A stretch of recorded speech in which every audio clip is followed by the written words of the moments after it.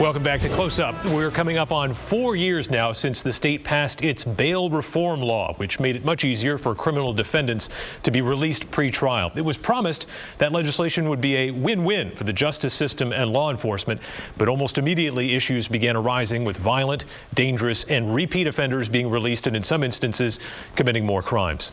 The bipartisan support the law had in 2018 has collapsed, with Republicans filing bills to fix the policy.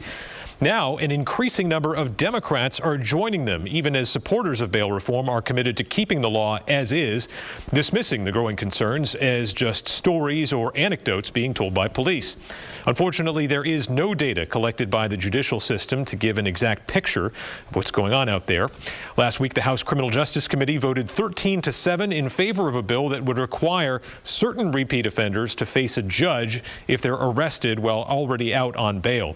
And those divisions in the Democratic caucus over bail reform were on full display. In Manchester, we have to do something.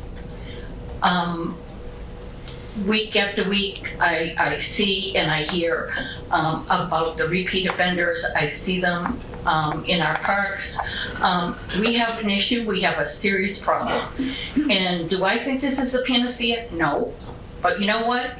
It's a beginning. It's not a Manchester-only problem. My city of Dover is a small city in a small state, and this problem is affecting us. It's affecting our neighbors in Somersworth.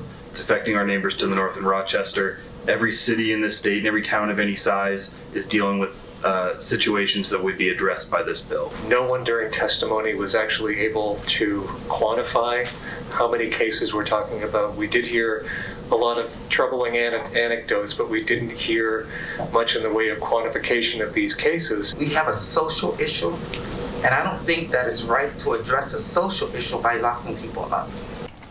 This bill, HB 1476, now heads to the House floor for a vote this week. While House Democrats are split on how to deal with the repeat offender issue, there is more unified resistance among Democrats to Senator Jeb Bradley's bill, SB 294, which aims to prevent the automatic release of violent offenders after arrest.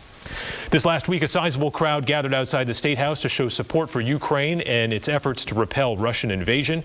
With those distinctive blue and yellow national colors flying, supporters gave speeches and sang patriotic Ukrainian songs. More than 100 people turned out on short notice, calling on the free world to rally to Ukraine's aid as it withstands the Russian assault. A lot of people there on short notice indeed.